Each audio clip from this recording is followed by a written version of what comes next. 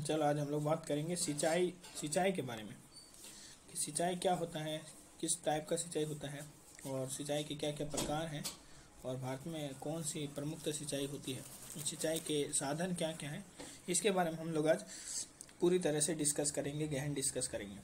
ठीक है, देखो फसलों में, खेतों में फसलों की कृत्रिम रूप से जल देना सिंचाई कहलाता है।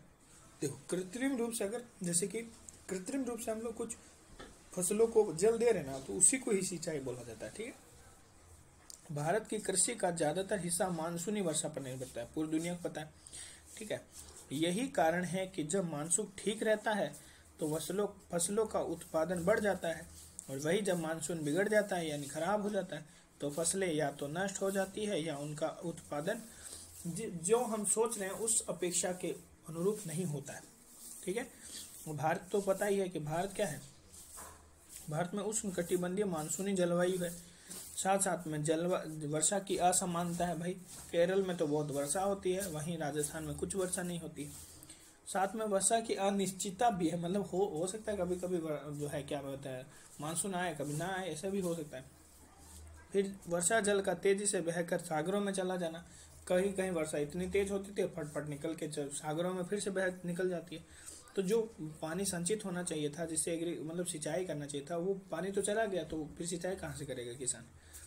और जल का तीव्र वाष्पीकरण, गर्मी इतनी है, कर्क रेखा के आसपास पड़ रहे हैं तो गर्मी इतना पड़ रहा है 45 डिग्री सेल्सियस, पानी कहाँ बचेगा, पानी तो वाष्पीकरण होकर उड़ जाएगा।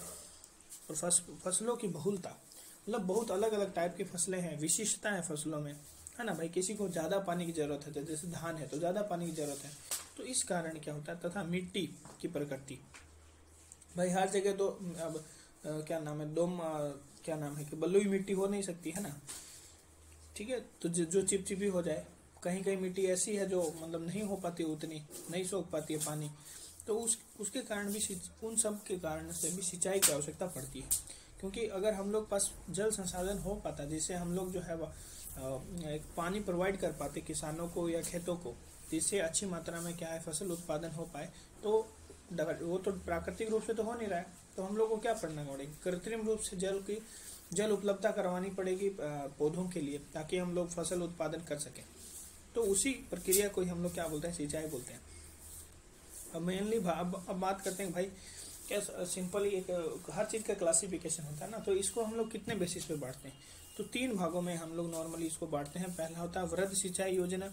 अब वृहद सिंचाई किसको बोलेंगे भाई, इस योजना के तहत 10 हेक्टेयर, जो 10 हेक्टेयर से ज़्यादा, 10,000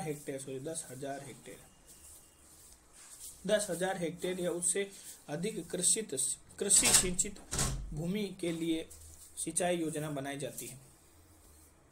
अगर हम लोग अगर 10,000 हेक्टेयर से ज़्यादा भूमि को सिंचित करने के लिए जो योजना बनाते हैं, उस 10,000 हेक्टेयर से ज़्यादा भूमि को अगर हेक्टेयर करना मतलब सिंचित करने के लिए अगर योजना बना रहे हैं, तो उसको हम लोग वृहद सिंचाई योजना नाम देंगे। ठीक है, इसमें सामान्यतः बड़ी नहरें, बहुउद्देशीय नदी घाटी परियोजनाओं को शामिल किया जाता है। अब भाई सिंपल बात है कि 10,000 हेक्टेयर भूमि को अगर सिंचित करना है तो छोटा छोटा नहरों से तो नहीं होगा, उसके लिए बड़ी नहरें चाहिए होंगी। बड़ी नहरें प्लस में बड़ा क्या हो सकता है, नदी परियोजना, नहर से तो बड़ी होगी नदी, तो या तो बड़ी नहरें चाहिए या फिर बड़ी क्या नदी परियोजनाएं चाहिए होंगी बहुउद्देशीय, जिससे हम लोग उसको उस क्षेत्र को सिंचित कर सकते हैं। और क्या हो सकता है, देखो अब और कौन कौन से टाइप हैं। पहले तो हो गया भाई वृहद हो गया, वृहद के नीचे कुछ होगा क्या, बिल्कुल होगा। वृहद के नीचे मध्यम होगा, मध्यम सिंचाई जो होगी, मध्यम जो सिंचाई होती है वो 2 से 10,000 हेक्टेयर जो है उस भूमि को से बोलेंगे। ठीक है, इसके तहत हम लोग 2,000 हेक्टेयर से लेकर 10,000 हेक्टेयर के बीच से, अगर हम लोग 10,000 से ज़्यादा कर रहे हैं तो उसको वृहद सिंचाई भी बोल देंगे। ठीक है, अगर हम लोग 2,000 से 10,000 हेक्टेयर के बीच की भूमि को संचित कर रहे हैं तो हम लोग उसको मध्यम बोलेंगे, क्योंकि मिडिल वाला बात है ये। ठीक है, और अगर हम 2 से नीचे चल जाएंगे तो वो लघु हो जाएगा। ठीक है, चलो हाँ, और इसके लिए क्या होगा, छोटी नहरों का उपयोग किया जाएगा। ठीक है, अब हम लोग बात करते हैं लघु वाले का, कि लघु किसको बोलेंगे। इसके अंतर्गत पहले बता दिए 2,000 हेक्टेयर से अगर कम है तो उस कृषि योग्य सिंचित क्षेत्रों को हम लोग क्या बोलते हैं, इसमें मतलब सम्मिलित किया जाता है। 2000 से अगर कम क्षेत्र को सिंचित कर रहे हो तुम, तो उसमें अब इसके लिए भाई क्या बड़ी नहरें लाएंगे क्या? नहीं, बड़ी नहरें छोटी नहरें खत्म हो चुकी है। अब जो बचा हुआ है वो इस यहाँ पे सेट करना है। अब क्या बचा हुआ भाई? कुएं बचे हुए हैं, निजी एवं सरकारी नलकूप बचे हुए हैं, तालाब बचे हुए हैं, ड्रिप सिंचाई बची हुई। इन सब जगहों को जो सिंचित करने के लिए हमें ये जरूरत होगा। तो क्या समझे कि भाई, ये समझे कि भाई जो वृहद स्तर पर है उसको तो बड़ी नहरों से और बहुउद्देशीय नदी परियोजनाओं से सिंचित करना पड़ेगा, है ना। ठीक है। अगर फिर वृहद सिंचाई योजना किसको बोलेंगे? अगर हम लोग 10,000 हेक्टेयर से, वृहद किसको बोलेंगे? अगर हम लोग 10,000 हेक्टेयर से जमीन से ज्यादा जमीन को अगर सिंचित कर रहे हैं तो वृहद में आ जाएगा। 2 से 10 के अंदर, 2 से 10,000 के अंदर कर रहे हैं तो वो तुम्हारा मध्यम में से आ जाएगा। 2 से कम हजार, 2,000 से कम क्षेत्रफल के जो है क्या बोलते हैं, हेक्टेयर से कम जो भूमि है, अगर उसको हम कर रहे हैं तो फिर ये तुम्हारा लघु में आ जाएगा। ये नलकूपों, तालाबों, ड्रिप सिंचाई और फिर कुओं, इन सब से इसको सिंचित किया जाएगा। ठीक है। लघु सिंचाई योजना के माध्यम से भारत में सर्वाधिक सिंचाई होती है। और भारत में पता ही है, लघु सिंचाई, नलकूप, इन सब कुएं, इन्हीं सभी ज्यादा है ना, ड्रिप, तालाब, इन्हीं सबसे ज्यादा सिंचाई होती है। तो मैं ज्यादातर पार्ट इसी का ही है। ठीक है। लघु सिंचाई को प्रोत्साहित करने के लिए 2006 में सरकार ने लघु सिंचाई परियोजना शुरू की, जो 2010 में राष्ट्रीय लघु सिंचाई मिशन के रूप में परिवर्तित कर दी गई। 2006 में इन्होंने सोचा कि भाई लघु सिंचाई योजना लाई जाए, है ना। फिर इन्होंने उसको 2010 में, मतलब राष्ट्रीय शब्द जोड़ दे तो 4 हो गए ना भाई, तो उसको आगे क्या कर दिया, राष्ट्रीय लघु। देखो पहले क्या था, लघु सिंचाई योजना। तो लघु सिंचाई योजना तो लस्सी जो थी वो क्या बन गई, राष्ट्रीय लघु सिंचाई मिशन बन गई, यानी रलसम बन गई। रलसम मतलब राष्ट्रीय लघु सिंचाई मिशन, ये बन गई। ठीक है। वो मिशन बन गई, लस्सी जो मिशन बन गई, ऐसे याद रख लो। ठीक है। फिर क्या हुआ कि 1 अप्रैल 2014, फिर से 4 साल जोड़ दो भाई, 2014 राष्ट्रीय लघु सिंचाई योजना राष्ट्रीय सतत कृषि विकास मिशन के अंतर्गत खेत जल प्रबंधन, ऑन फार्म वाटर मैनेजमेंट नाम से क्रियान्वित की गई। ठीक है। अब थोड़ा उसका नाम फिर से चेंज हो गया, राष्ट्रीय सतत कृषि मिशन के अंतर्गत उसको खेत जल प्रबंधन के अंतर्गत डाल दिया गया। ठीक है। अब 1 अप्रैल 2015 से लघु सिंचाई के घटक जो खेत जल प्रबंधन था उसको प्रधानमंत्री कृषि सिंचाई योजना में मिला दिया गया, है ना। PM-KSY, प्रधानमंत्री कृषि सिंचाई योजना, PM-KSY मतलब PM-KSY। ये जो है टोटल मतलब लघु सिंचाई के बारे में जो कहानी थी ये बता दी इसने। मतलब कहानी में क्या समझ में आया, कहानी में ये समझ में आया कि पहले लघु सिंचाई योजना आई, है ना, जो कि थी 2006 में। ठीक है। फिर पता चला कि उसको राष्ट्रीयकरण करने, मतलब राष्ट्रीय उसके आगे जोड़ते हैं, राष्ट्रीय लघु सिंचाई उसको मिशन बना दिया। ठीक है। ये 2010 में हो गया। अब 2000 भाई, अब सरकार बैठी तो रहेगी नहीं, कुछ ना कुछ तो करेगी नहीं, गड़बड़ मीन्स कुछ ना कुछ चेंजेस लाएंगी। तो अब राष्ट्रीय लघु सिंचाई जो 2010 में था, लघु सिंचाई मिशन, वही 2014 में क्या हो गया कि खेत प्रबंधन मैनेजमेंट बन गया। सॉरी, क्या है, खेत जल प्रबंधन, सॉरी क्या बोल रहे हैं आज, पता नहीं कैसे इतना मुंह क्या बोलते हैं, फंबल हो रहे हैं बहुत ज्यादा। ऑन फार्म क्या बोलते हैं, on farm water management, OFWM। ठीक है। ये अब खेत जल प्रबंधन बन गया 2014 में ये। और फिर 2014 के बाद में 2015 में आते हैं मोदी जी आ गए। मोदी जी को तो पता है चुल मचा है, मोदी जी किसी को नहीं छोड़े। मोदी जी बोले छोड़ो, प्रधानमंत्री कृषि सिंचाई योजना है, इसमें सब इंक्लूड करो, हटाओ सबको, कचरे को फैले। लेकिन वो सब कचरे को हटा दिया और इन्होंने सबका अपना जगह दिलवा दिया। ठीक है। ये बढ़िया काम था क्या, मोदी जी सब मतलब खत्म कर दिया। बोले हटाओ, क्या इतना, कभी राष्ट्रीय लघु सिंचाई योजना ला रहे हो, कभी राष्ट्रीय लघु सिंचाई मिशन ला रहे हो, कभी खेत जल प्रबंधन करवा रहे हो, क्या करवा रहे हो, ये सब हटाओ इसको। 2015 में मोदी जी 2014-15 में आए थे मोदी जी। उसके बाद उनको खसा गया, बोले किसान सिंचाई योजना निकालो प्रधानमंत्री के नाम से और स्टार्ट करो। ठीक है। अब हम लोग बात करते हैं कि क्या क्या सिंचाई के साधन होते हैं उसके बारे में। देखो, अब हम लोग बात करते हैं सिंचाई के साधन क्या क्या है, क्या हो सकता है, तुम खुद सोचो। तो देखो, कुल सिंचाई क्षेत्रफल के लगभग आधे से अधिक भाग पर, मतलब जितने मान लो इतना है, ये है, तो आधे से अधिक ये हो गया। तो आधे से अधिक भाग पर जो सिंचाई होती है वो छोटे कुओं से, नलकूपों से, तालाबों से, झीलों से, जलाशयों से, इन सब से होता है। मतलब क्या कहने का क्या मतलब था, तो अगर तुमको पहला लाइन याद है तो उसने पहले ही बोला था कि भारत में ज्यादातर जो सिंचाई होती है वो लघु सिंचाई होती है, समझे, लघु सिंचाई का रूप है, ठीक है। मतलब ये जो कुओं नलकूपों इन्हीं से ज्यादातर हम लोग सिंचाई करते हैं। दिक्कत कोई दिक्कत नहीं, चलो आगे। आदि की सहायता से की जाती है, जबकि शेष भाग की जो सिंचाई होती है वो नहर आदि बड़े साधनों के माध्यम से की जाती है, और बाकी जो है उनमें नहर हो जाएगा, ठीक है। कैसे डायग्रामेटिक चलो रिप्रेजेंटेशन दिखाते हैं। ये मान लो कि ये एक एरिया है, ठीक है, इसका मान लो कि आधे से ज़्यादा, मतलब आधे से ज़्यादा तो ये हो गया, यहाँ पे कुआं है, यहाँ पे ये तालाब है, ठीक है, यहाँ पे ये नलकूप है, ऐसे मान लो ये नलकूप है, ठीक है, ये नलकूप है। फिर यहाँ पे ये जो झील है, इस तरह से ये झील हो गई, है ना, फिर जलाशय हो गए, ये सब हो गए। फिर यहाँ से और यह जो क्षेत्र है, ये बाकी जो बचा है वहाँ पे नहर है, ठीक है, ये नहरें हैं, ठीक है, ये नहरें हैं, ठीक है। तो क्या कहने मतलब है कि आधे से ज़्यादा क्षेत्रफल में हम लोग नलकूप, तालाब और जलाशय से, है ना, झीलों से, इन सब से करते हैं। बाकी जितना भी बचा क्षेत्र है उनसे नहरों के द्वारा, जो बड़ी नहरें हैं उनके द्वारा हम लोग इरिगेशन करते हैं, सिंचाई करते हैं, ठीक है। पहला कॉन्सेप्ट क्लियर। चलो अब ये साधन हो गए भाई, ये तो साधन हो गए कि किससे हम लोग कर रहे हैं। अब देखो सिंचाई में सहायक विभिन्न साधनों का अनुपातिक योगदान कितना, अब हम लोग देखना चाहते हैं कि योगदान कितना 2015 के आंकड़ों के अनुसार ध्यान रखें, ठीक है। अब देखो कुएं, पहले ही बोल दिया हम, कुएं नलकूपों के द्वारा सबसे ज्यादा योगदान है, कितना 61.58, है ना, मतलब 62 के आसपास, ठीक है, ठीक है। कुएं जो है FB तक पहुंच गए, समझ लो, ठीक है। और नहरों द्वारा, फिर नहरों द्वारा कितना है BD, नहरों में, नहरों से लोग नहरें चला के लोग बीड़ी पी रहे आराम से। तालाबों द्वारा 2 खाली, तालाबों को तो लोग भोसड़ी वाला बोल रहे, ठीक है, मतलब बी याद कर, ठीक है, एक ही अक्सर। और अन्य द्वारा हम लोग 10% कर रहे हैं, तो मतलब सबसे ज्यादा हम लोग कहाँ कर रहे हैं, आंकड़ा बता सकता है कि कुएं और नलकूपों द्वारा ज्यादा हम सिंचाई कर रहे हैं, फिर नहरों द्वारा कर रहे हैं उसके बाद में, ठीक है। फिर जो है हम लोग कर रहे हैं कितना, तालाबों द्वारा तो 2%। तालाब द्वारा क्या सिंचाई होगा, तालाब द्वारा कोई सिंचाई नहीं होता है, ठीक है, मतलब नहीं होता, मीन्स की बहुत कम है, 2% देख रहे हो, बहुत कम है। और अन्य और भी जितने उन सबको 10% में इन्होंने मान लिया।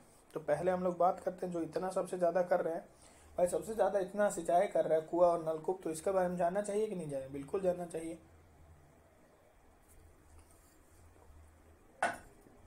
तो चलो, तो वेल एंड ट्यूब वेल, है ना, है तो वही वेल भी, पर उसमें ट्यूब डाल दिया हमने, तो क्या हो गया, ट्यूब वेल हो गया। कुआं एवं नलकूप सिंचाई, वेल एंड ट्यूबवेल इरिगेशन। अब देख लो, बोले देश में कुल सिंचित भूमि जो है वो 61.58% जो है वो तुम्हारा कुआं नलकूपों से होती है। वर्तमान में ये भारत में सिंचाई के सर्वप्रथम साधन है, सही बात है। फिर ले लो, देख लो कौन कौन आ गए, गुजरात, महाराष्ट्र, पंजाब, राजस्थान, उत्तर प्रदेश में ये सिंचाई प्रमुख है, ठीक है। इसके अलावा हरियाणा, बिहार, तमिलनाडु, आंध्र प्रदेश और कर्नाटक राज्यों में भी कुओं एवं नलकूपों की सहायता से सिंचाई की जाती है। तो एक डायग्राम बना के देख लेते क्या, एक डायग्राम जो है, एक सिंपल डायग्राम लेते हैं, उसमें हम लोग ये डिसाइड करते हैं कि देखते हैं कहाँ कहाँ कुएं हैं, ठीक है। और अब एक इम्पोर्टेंट बात बता देते हैं उससे पहले कि जो नलकूप की सर्वाधिक संख्या जो उत्तर प्रदेश में, यूपी में सर्वाधिक संख्या है, और इसका सर्वाधिक विस्तार सरयू पार के मैदानों में है, ठीक है, ये याद रहेगा। सर्वाधिक जो नलकूप के यहाँ पे है यूपी में, मौर्या के यहाँ सबसे ज्यादा है, ठीक है। हम लोग डायग्राम से समझते हैं, एक मैप से समझते हैं कि कहाँ कहाँ पे ज्यादा है, मतलब यहाँ कहाँ कहाँ कुएं और नलकूप हैं जिसके द्वारा यहाँ पे सिंचाई होती है। देखो ये मिल गया, कहाँ कहाँ बताए थे, गुजरात में, तो देखो गुजरात हो गया एक, टिक कर देते हैं, ठीक है।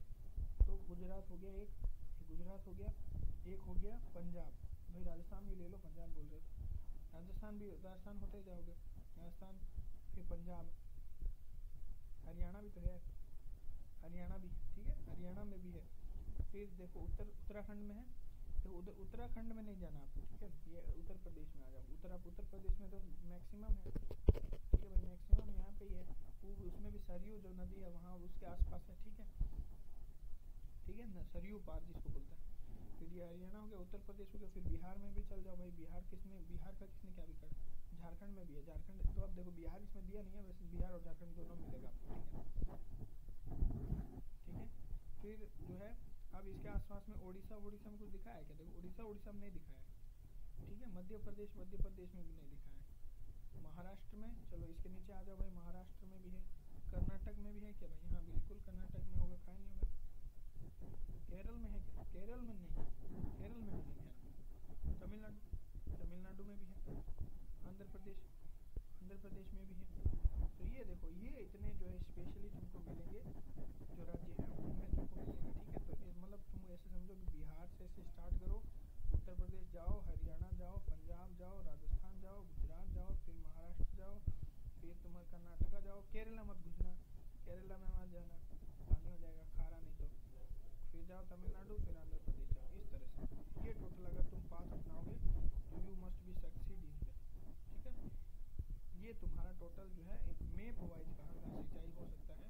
और सर्वाधिक हम बता दें कि सर्वाधिक जो है कहाँ होते हैं, उत्तर प्रदेश में, ठीक है। ये ध्यान चलते हैं।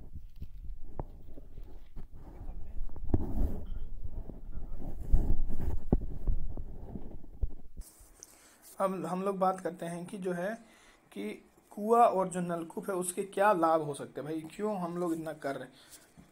सिंपली देखो, निर्धन कृषकों के लिए कुएं द्वारा सिंचाई अत्यधिक सुगम और सस्ता पड़ता है ना, बहुत चीप पड़ता है इसके लिए ना। कुआं खोद लो, पानी निकल के सीधा ही, ठीक है। कुआं एवं नलकूप सिंचाई से मृदा के लवणीय होने का खतरा नहीं होता। सही बात है भाई, लवणीय मृदा होने का खतरा नहीं होता, बहुत बढ़िया। एक ये इसलिए बोलते हैं कि जो कुआं खोदते हैं ना, पानी मीठा आता है, क्योंकि नमक की मात्रा उसमें कम है, लवणीयकरण नहीं होता है, लवणीय होने का खतरा चांस नहीं रहता, इसलिए पानी मीठा होता है, ठीक है। आवश्यकता अनुसार जल के उपयोग के कारण ही नहरों की अपेक्षा इसमें जल की बर्बादी कम होती है भाई। जितना जरूरत होगा उतना डालेंगे, बाकी उसमें पड़ा रहेगा, है ना। तो वैसे ही नहर में तो क्या होता है, बेहतर रहता है, छोड़ दिया पानी पड़ा रहेगा, बहुत सारा बर्बाद हो जाता है। तो ये भी बहुत है। तो 3 इंपॉर्टेंट फैक्ट है ना, एक सुगम एवं सस्ता है, निर्धन लोगों के लिए बेस्ट है, ठीक है। फिर जो है लवणीय समस्या नहीं होता, लवणीय का खतरा नहीं होता है। तीसरा जो है बर्बादी इससे कम होता है। तो ये 3 मेन पॉइंट जो है ये याद रखना। अब एक सोनी गाना सुना, सोनी वे चाल सोनी वे लग दे कमाल सोनी वे, हाँ वही सोनी एकदम। तो सोनी परियोजना जो है ये कब स्टार्ट हुई, ये 17 सोनी के साथ भाई। देखो सोनी जब लड़की होती है तो क्या होता है, खतरा, तो खतरा अप्रैल खतरा 17 ऐसे याद रहो। 17 भाई, लड़की जो सोनी होती है तो 17 रहेगा, तो उसको खतरा रहेगा। तो ये खतरा, आगे भी खतरा पीछे भी खतरा है ना, लड़की को आगे से भी खतरा रहता है, पीछे से भी खतरा, ठीक है। और वो कब, अप्रैल में, क्योंकि हो सकता है कोई उसको आके आई लव यू बोल दे कि दीदी मैं तो अप्रैल फुल मना रहता है ना, तो आगे और पीछे से खतरा है लड़की को। ये स्टार्ट किया गया भाई 17 में, तो मोदी जी आ गए थे, नरेंद्र मोदी जी ने गुजरात के बोटाड, क्या बात है, बोटाड मतलब एकदम लोग लड़की को बोलते हैं टोटा और इसको बोलते हैं बोटा, ठीक है। बोटाड जगह पे, बोटाड जिले में सौराष्ट्र नर्मदा अवतरण सिंचाई योजना है ना, नर्मदा अवतरण सौराष्ट्र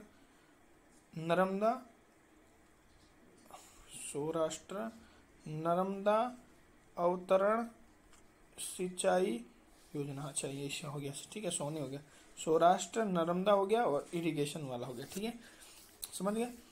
के चरण 1 यानी लिंक 2 को राष्ट्र को समर्पित किया उन्होंने। सोनी योजना के चरण 2 यानी लिंक 2 की आधारशिला भी रखी उन्होंने, ठीक है, आधारशिला भी उन्होंने रखी। इस योजना की संकल्पना नर्मदा नदी के बाढ़ के पानी से सौराष्ट्र क्षेत्र के 10 लाख एकड़ भूमि को लाभान्वित करना था, ठीक है, के लिए किए गए।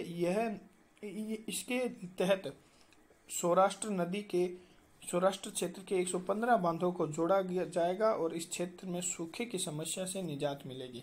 ठीक है, इसको थोड़ा सा हम लोग थोड़ा प्रायोगिक करते हैं, थोड़ा बेहतर करते हैं, इसको टेस्टी बनाते हैं। देखो अब इस डायग्राम में तुम देख सकते हो ना कि क्या क्या हो रहा है यहाँ पे। देखो कि ये देखो नर्मदा नदी जो है ये इसका मेन कैनाल है, ठीक है, यहाँ पे मेन कैनाल है, ठीक है। फिर यहाँ से भराज कैनाल निकलता है, ठीक है, यहाँ से ये माछू डैम है, फिर ये जामनगर को जाएगा, यहाँ पे इसने डैम बना दिया। फिर यहाँ वेनू डैम है, फिर यहाँ पे हिरना डैम है, फिर यहाँ रायदी डैम है। तो इस तरह से डैम ही डैम बना दिया और इस सबको इंटरलिंक कर दिया, ठीक है, ताकि क्या हो, सब जो बाढ़ आ रहा है सबको इंटरलिंक कर दिया। बहुत सारा इसमें दिया हुआ देखो कि ये कालू भार डैम है ना, बहुत सारे डैम का नाम दिया। ये कालू भार डैम है बोटाड में, देखो ये बोटाड है ना, ये जो है भोगावो डैम है, यहाँ पे मच्छुटू डैम है ना। तो यहाँ पे ये क्या बहुत सारा डैम का नाम दिया, कि दो सानी डैम है, वेन्नू डैम है, हिरना डैम है ना। तो ये इस तरह से क्या किया ना कि यही सोनी प्रोजेक्ट है कि भाई जो है कि ये सौराष्ट्र वाला क्षेत्र जो है, चाहे ये ले लो चाहे ये ले लो, एक ही बात है, डायग्राम से कोई फर्क नहीं पड़ेगा। जो सौराष्ट्र वाला क्षेत्र है उस क्षेत्र को क्या करना है कि हम लोग को सिंचाई के लिए यूज करना है, क्योंकि नर्मदा नदी के बाढ़ से हम लोग क्या करेंगे, जितने भी डैम जो है ना उसको इंटरलिंक कर देंगे। उस इंटरलिंक करने के बाद में जो सौराष्ट्र क्षेत्र है वहाँ पे हम लोग पानी पहुँचाएंगे और इस समस्या को खत्म करेंगे। याद रहेगा सोनी प्रोजेक्ट जो है किस नदी से संबंधित है, तो आप एकदम बिल्कुल आसानी से उसको सॉल्व कर सकते हैं। SAUNI सोनी, ठीक है। सोनी मीन्स कि ये से सौराष्ट्र हो गया और N से नर्मदा हो गया, I मतलब इरिगेशन हो गया, ठीक है। ये याद रखना, सिंचाई से संबंधित प्रोजेक्ट है, ठीक है, ठीक है। विजुअलाइजेशन हुआ। अब चलो हम लोग बात करते हैं समस्या क्या है ना। भाई हर चीज़ का जो कोई चीज़ लाभ है तो समस्या भी है, बिना लाभ के कोई समस्या थोड़ी होती है, ठीक है। तो उसके बारे में हम लोग बात करते हैं। तुम बताओ कि क्या हो सकता है समस्याएं, समस्या क्या हो सकती है कुएं के लिए। देखो कुएं में क्या है कि अब भूमिगत जल है तो इसे क्या सीमित क्षेत्रों में हो सकता है ना। अपने एक बार सोचते हैं कि भाई सीमित क्षेत्रों में हो सकता है, चलो ठीक है बता देते हैं। कुओं एवं नलकूप सिंचाई के द्वारा केवल सीमित क्षेत्रों की ही सिंचाई की जा सकती है। अब तुम सोचो कि भाई क्या अगर किसी के पास मान लो कि बहुत ज़्यादा 10 हेक्टेयर से, मान लो अगर 10,000 हेक्टेयर से ज़्यादा भूमि है मान लो कहीं पे, तो हम लोग सिर्फ कुओं से कर पाएंगे? नहीं ना कर पाएंगे। तो इससे तुम खेती तो कर सकते हो पर एक सीमित क्षेत्र की ही कर सकते हो, ठीक है। तो पहला एक क्राइटेरिया होगा भी सीमित क्षेत्र। इसके द्वारा सिंचाई के लिए अधिक जल निकालने के लिए कारण गर्मी के मौसम में भूमिगत जल का स्तर अत्यधिक नीचे हो सकता है, ठीक है भाई। पर ज़्यादा पानी निकालोगे गर्मी में तो क्या हो जाएगा, भूमिगत जल स्तर नीचे हो जाएगा। वो तो होगा ही, वो तो आज ना कल कमी हो गई, जिसके कारण पेयजल की उपलब्धता में समस्या उत्पन्न हो जाएगी। भाई तुम ये पीने का पानी है कि और तुम इसको ज़्यादा सिंचाई में यूज करोगे तो पानी, पीने का पानी का दिक्कत हो जाएगा। हो भी रहा है अभी, देखो आगे होने का, राजस्थान में होने वाला। बिजली की कमी के कारण बिजली से चलने वाले नलकूपों द्वारा समय पर सिंचाई में बाधा उत्पन्न होती है। हाँ, अगर मान लो कि बिजली है, बिजली से चल रहा है कुछ नलकूप, तो अगर मान लो बिजली नहीं होगा, मान लो जिस गाँव में बिजली नहीं होगा तो बिजली आधारित नलकूप चल पाएंगे? नहीं चल पाएंगे। तो उससे क्या सिंचाई में भी दिक्कत होता है, ठीक है। कठोर चट्टान वाले क्षेत्रों में खासकर प्रायद्वीपीय भाग में कुआं खोदना अत्यधिक कठोर है। जैसे कहीं पर चट्टाने बहुत कठोर है, चट्टाने कठोर है तो क्या आसानी से कुएं खोद पाओगे? कुएं खोदने में दिक्कत है, ठीक है। कुएं में समस्याएं क्या हो सकती है, खोदने से लेके हो सकती है। फिर लवणीकरण वाला तो है नहीं, तो उसमें पानी लवणीय है नहीं। दूसरा पानी देने में हो सकती है क्योंकि पानी जो है बहुत कम मात्रा में रहता है। तीसरा इसने बताया कि भाई जो है कि बिजली वाले से चलने वाला है तो बिजली इसके लिए एक दिक्कत है, ठीक है। तो कुआं खोदने में दिक्कत हो सकता है अगर कठोर होगी चट्टाने तो, और तो कोई दिक्कत है नहीं। अब हम लोग चलते हैं नहर सिंचाई की तरफ। नहर सिंचाई में हम लोग आ गए, ठीक है, ठीक है। नहर सिंचाई देखो इसको बोलते हैं कैनाल इरिगेशन, ठीक है। कैनाल भारत में सिंचाई का दूसरा प्रमुख साधन है ये, ठीक है, दूसरा प्रमुख है। पहला क्या था, कुएं, ठीक है, दूसरा था दूसरा कुएं और नलकूप पहला था जो कि 61 के आसपास था, 61.28 इतने, ये 24 के आसपास है, ठीक है, ठीक है। हाँ ये 24 के आसपास है, जिसके द्वारा क्या नाम है, नहर चलाने वाले आदमी बीड़ी पीते हैं याद, ठीक है। 24% भूभाग पर सिंचाई होती है। नहरों द्वारा सिंचाई उत्तरी भारत में अधिक होती है। कहाँ? उत्तरी भारत में अधिक होती है, जबकि दक्षिणी भारत में कठोर चट्टानी संरचना का विकास होने के कारण नहरों की प्रक्रिया का अत्यंत जटिल होने से इसका विकास सीमित क्षेत्रों में ही हो पाया, यानी जहाँ नदियों का डेल्टा है। देखो अब ये दिक्कत है कि भाई क्या है ना कि प्रायद्वीपीय भारत है, बहुत कठोर है, कुआं खोदने में भी दिक्कत है, नहर खोदने में भी दिक्कत है। भाई नहर को तो ऐसे थोड़ी है कोई, तो उसके लिए तुमको रास्ता भी तो देना होगा ना, नहर बनाना होगा, तो वो उसको नहर खोदने में दिक्कत है क्योंकि चट्टाने वहाँ की कठोर है। तो फिर तुम्हारा जहाँ पे डेल्टाई जगह है वहाँ पे ही तुमको ज़्यादातर नहरें मिलेंगे ना, क्योंकि नहर खुदेगी तब ना नहर की सिंचाई करोगे। तो दक्षिण भारत में यही कारण है कि दक्षिण भारत में कम खुद नहरें हैं और उत्तर भारत में ज़्यादा है। ठीक है, ये ध्यान रखना। ठीक है, हाँ ये बहुत इंपॉर्टेंट है। ध्यातव्य है कि उत्तरी भारत में मुलायम जलोढ़ मृदा का विस्तार होने के कारण, भाई सही बात है कि उत्तर भारत में तो ना बहुत जगह तक तुम्हारा जलोढ़ मृदा का विस्तार है, तो जलोढ़ मृदा का विस्तार है तो उतनी कठोर है नहीं संरचना, तो ज़्यादा कठोर संरचना नहीं है। और दक्षिण भारत में जो है कि कठोर पठारीय पदार्थ है, मतलब जगह है, सतह है, संरचना है, तो उसके कारण क्या होता है कि वहाँ नहरें खोदने में दिक्कत होता है। ठीक है, कारण नहरों का जाल निर्मित करना अपेक्षाकृत अधिक आसान है। यही कारण है कि गंगा मैदानी क्षेत्रों में, सतलुज से लेकर गंगा मैदानी क्षेत्रों में नहरों का व्यापक रूप से सिंचाई की जाती है, यहाँ पे ज्यादा होती है। सही बात है।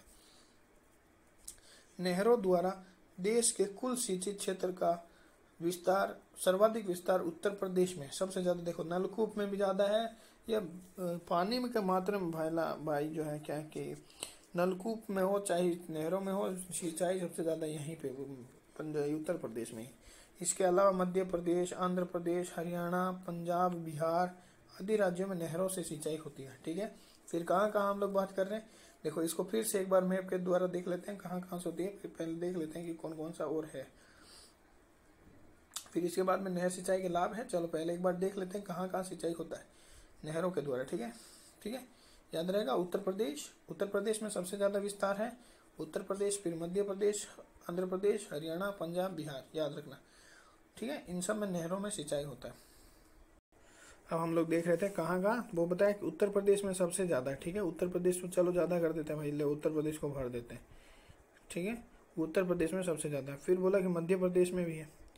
ठीक है, मध्य प्रदेश में भी, भाई मध्य प्रदेश में भी तो बहुत नदियाँ हैं, सोन नदियाँ, कहाँ कहाँ से कितनी कितनी नदियाँ निकलती हैं। ठीक है भाई, ये भी है। फिर और क्या बोलेंगे भाई, और कहाँ कहाँ से बताया था, एक आंध्र प्रदेश में बताया था। आंध्र प्रदेश में इसलिए क्योंकि गोदावरी काफ़ी नदियाँ हैं यहाँ पे, है ना, तो डेल्टा उल्टा बनाती है तो दिक्कत नहीं। तो ये बोल सकते हो कि भाई डेल्टा क्षेत्र में तुम्हें पता है नहरें ज़्यादा बनेगी, क्योंकि बाकी जगह पे कठोर संरचना है, कठोर चट्टान होने के कारण क्या है, इसमें खोदने में दिक्कत होती है। ठीक है, तो ये याद रखना। तो ये हो गया। फिर हम लोग बात करते हैं फिर और कहाँ है, तो भाई इसके थोड़ा इधर आओ, क्या बोलते हैं कि ये लो बिहार में भी है, फिर पंजाब में और हरियाणा में दोनों मिलेगा, ध्यान रखना। पंजाब और हरियाणा में भाई नहरें तो मिलेगी, है ना, याद कर सकते हो कि सतलुज जो है, इंदिरा गांधी नहर जो है वहाँ सतलुज से निकाली गई, तो उधर भी तो होगी क्या, है कि नहीं। जो पंजाब और हरियाणा, ये देखो ये बेल्ट जो है पूरा आ गया, एक तरह से देखोगे तो ये वाला बेल्ट पूरा आ गया, है ना। फिर उधर पश्चिम बंगाल छूट गया, देख लो बस पश्चिम बंगाल छूटा है, बाकी ये बेल्ट पूरा आ गया इधर से। बिहार हो गया, मध्य प्रदेश हो गया, और एक उधर आंध्र प्रदेश हो गया, है ना। तो ये इतना ही है। तो पंजाब हरियाणा और इधर उत्तर प्रदेश, बिहार और इधर मध्य प्रदेश, और एक लिए यहाँ पे आंध्र प्रदेश। तो इन जगहों पे ज़्यादातर क्या होती है, सिंचाई होती है नहरों के द्वारा। ठीक है, अब नहरों के सिंचाई के क्या लाभ हैं, इसके बारे में हम लोग डिस्कस करते हैं। और देश में कौन सी नहरें होंगी, देश में प्रमुख नहरें कौन सी है, इसके हम लोग अगले वीडियो में डिस्कस करेंगे। ठीक है, अब बताओ भाई नहर सिंचाई के लाभ क्या हो सकता है। लाभ ये हो सकता है बहुत बड़े क्षेत्र तक हम लोग सिंचित कर सकते हैं ना, बहुत बड़े क्षेत्र तक सिंचित कर सकते हैं। नहरों द्वारा पूरे वर्ष सिंचाई से जल की उपलब्धता बनी रहती है। ठीक है भाई, आप पूरे वर्ष सिंचाई कर सकते हो, पूरे वर्ष, पहले ये हो गया पूरे वर्ष सिंचाई कर सकते हो। ठीक है, ठीक है, ये हो गया। दूसरा, जो नहरें हैं, नदियाँ और पर्वतों द्वारा लाई गई क्या होती है, उपजाऊ।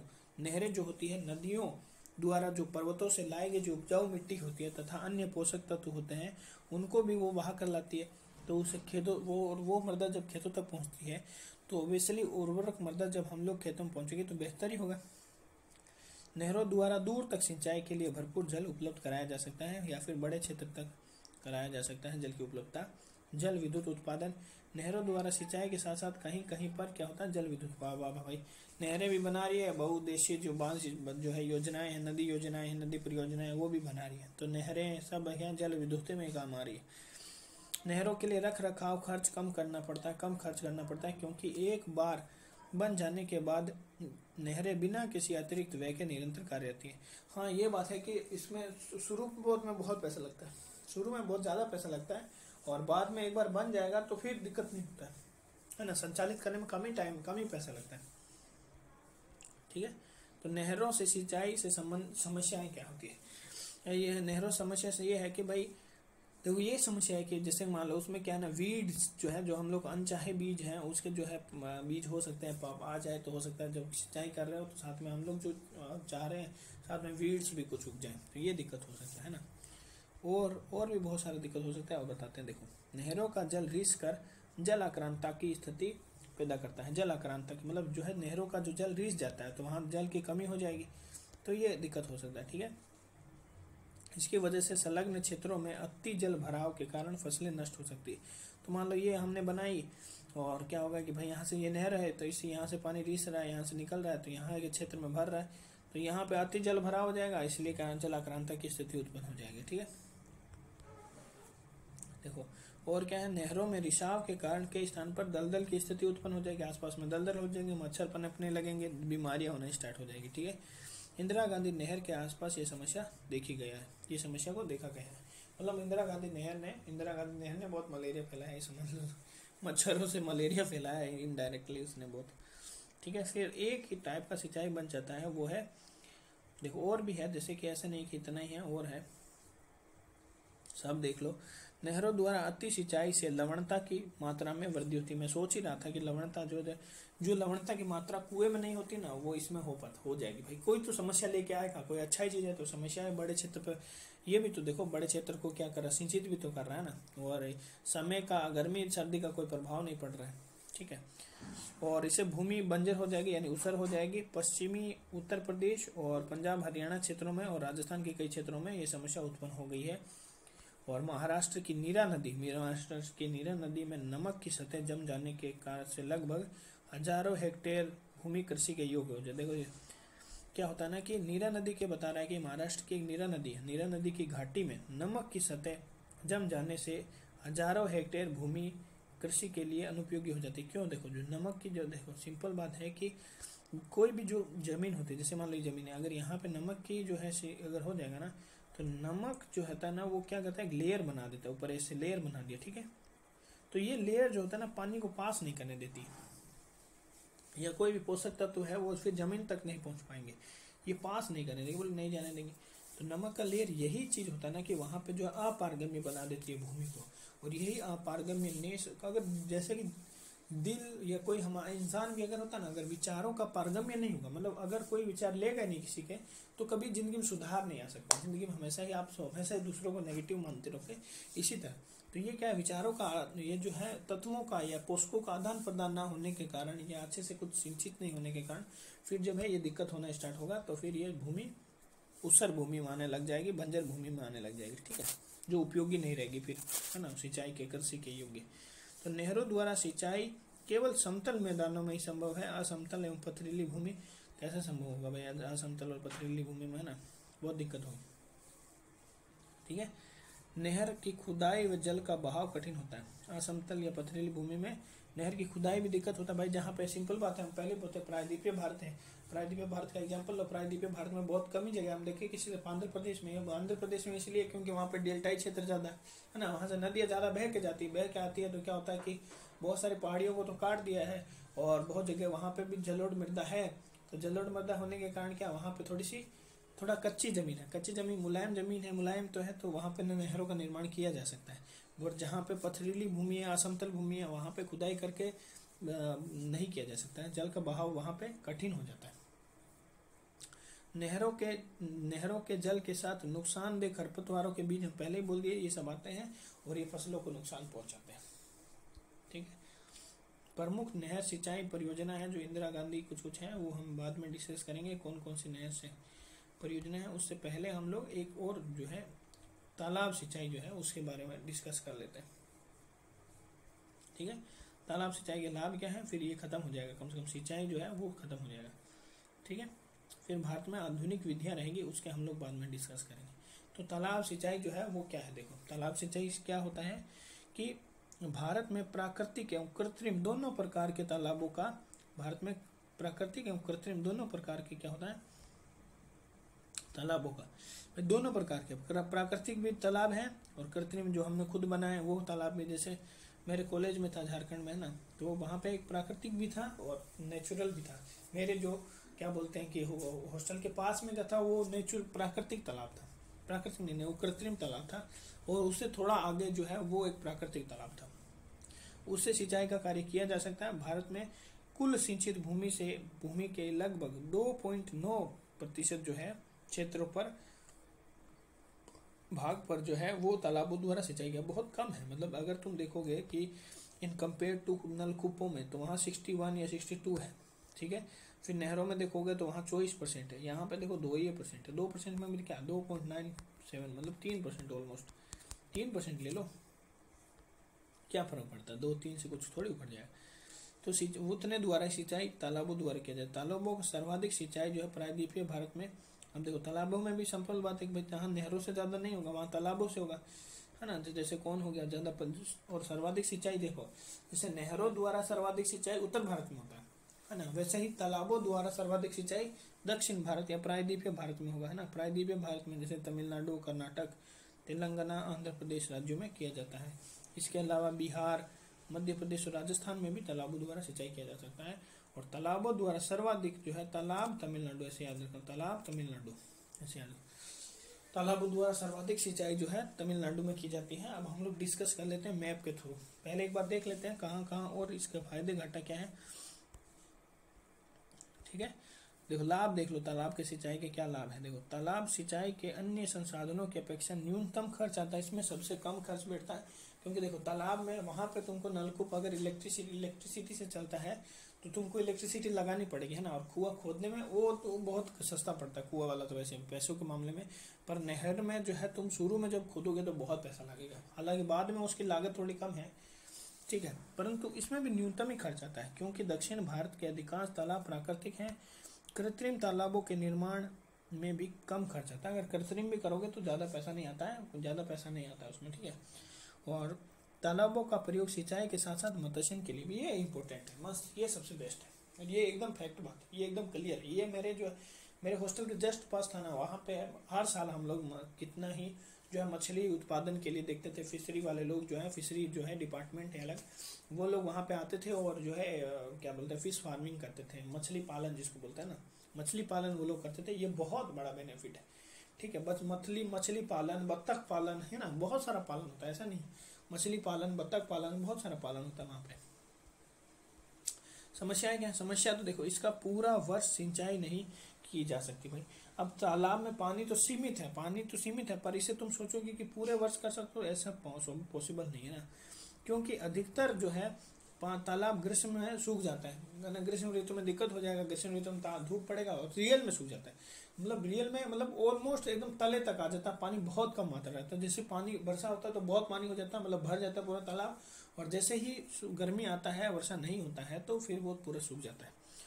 तालाब में प्रतिवर्ष वर्षा जल के साथ अवसादों का निक्षेपण हो जाता है। हाँ भाई, जो है हवा मिट्टी उड़ते हुए तालाब में आता है, और वो जो है उस तालाब को जो तलछट है उसको थोड़ा ऊंचा कर देता है, तो धीरे धीरे जो है ना उसका पानी ऊपर आता रहेगा, है ना, ऊपर आता रहेगा, मतलब पानी कम होता रहेगा, तलछट उससे जो है बढ़ता जाएगा, गहराई कम हो जाएगी, जल ग्रहण की क्षमता भी घट जाएगी। भाई जितना मान लो कि ऐसे था ना, इतना बड़ा था, तो क्या होगा कि भाई धीरे धीरे यहाँ तो अवसाद जम गए, यहाँ तो अवसाद जम गए, तो यहाँ पे तो पानी रहेगा, फिर यहाँ पे पानी इतना रहेगा, ठीक है, इतना ही पानी रहेगा। फिर अगर मान लो हम लोग ऐसे कर दें कि भाई ये तालाब है और यहाँ तक इसमें अवसाद जम गए, यहाँ तक अवसाद है ना, तो ये यहाँ तक बस इतना ही पानी रहेगा, तो धीरे धीरे क्या होगा ना कि पानी का स्तर कम, पानी का गहराई कम होता जाएगा, तलछट का गहराई बढ़ता जाएगा। ये एक बहुत बड़ी समस्या है, ठीक है। और प्रति वर्ष जो है अवसादों की सफाई का भी समस्या मौजूद है। अब सिंपल बात है कि जब अवसाद जमा होंगे तो उसको खाली करने के लिए उस मिट्टी को निकालना पड़ेगा, उसमें भी खर्चा बैठता है, ठीक है। ये समस्या हो गई टोटल। तो हम लोग ने ये बता दिया कि भाई नहर सिंचाई क्या होता है, तालाब सिंचाई क्या होता है, नहर सिंचाई से क्या दिक्कत है, तालाब सिंचाई से क्या दिक्कत है। और अब हम लोग जो है एक इसमें सिंपल एक और ले सकते हो कि कुओं एवं नलकूपों की तरह तालाबों के द्वारा भी सीमित क्षेत्रों में ही सिंचाई किया जा सकता है। सबको पता है सीमित क्षेत्र याद रखना है ना। ये यहाँ पे टोटल खत्म, मतलब ये एक थोड़ा ब्रॉड थोड़ा टॉपिक था, तो यहाँ पे खत्म करते हैं। और इसको फिर जो है नया हम लोग जो लेके आएंगे वो देश में प्रमुख कौन कौन सी नहरें हैं और किस नदी में बनी है उसके बारे में हम लोग डिस्कस करेंगे। और फिर प्रमुख नहर सिंचाई योजनाएं कौन कौन सी हैं, जैसे कि इंदिरा गांधी नहर परियोजना थी, फिर पश्चिमी यमुना नहर थी, सरहिंद नहर थी, कौन कौन सी है उसके बारे में हम लोग डिस्कस करेंगे। ठीक है, थैंक यू।